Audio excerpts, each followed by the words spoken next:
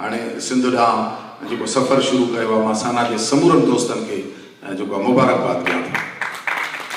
ॿियो इहो त सिंधी अदबी संगत डॉक्टर फहमीदा हुसैन वेठी आहे, ऐं मां सां तो ॿोलीअ जी तमामु वॾी हिकिड़ी पारखू ऐं माहिर आहे मैडम महताब वेठी आहे। सिंधी अदबी संगत पंहिंजो अधु सदीअ जो जेको किरदारु आहे उहो इल्म अदब ॿोलीअ जे लाइ उहो अदा कंदी आई आहे। ज़ाहिर आहे मुख़्तलिफ़ दौरनि में मुख़्तलिफ़ माण्हू अचनि था ऐं उन में कॾहिं झोल थियनि था, पर हिकिड़ो रज़ाकाराना तौर ते कंहिं बि तंज़ीम खे हलाइणु केॾो वॾो ॾुखियो सफ़र आहे, उहो तव्हां सम्झो था।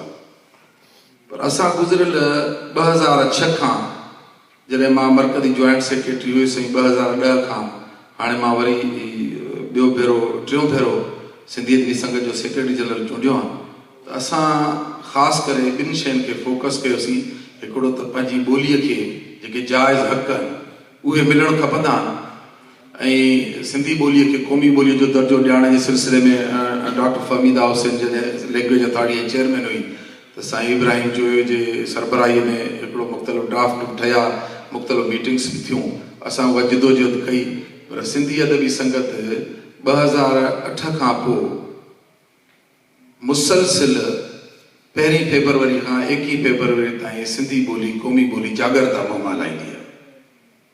ऐं जागर वेठल ऐं साम्हूं वेठल सबूरनि सॼणनि खे भेनरुनि खे जीए सिंधी ॿोली।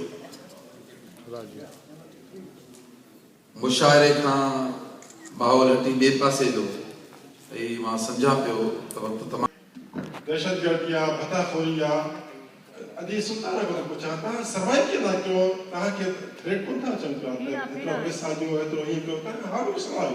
आई जस्ट वंडर। ॿियो कुझु तव्हां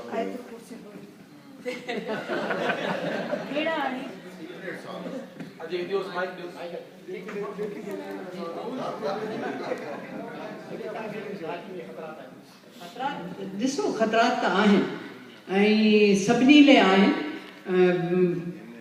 पर ईअं थ्रेट्स मुंहिंजे ख़्याल ईंदा बि हूंदा, पर तव्हांखे ईंदा हूंदा।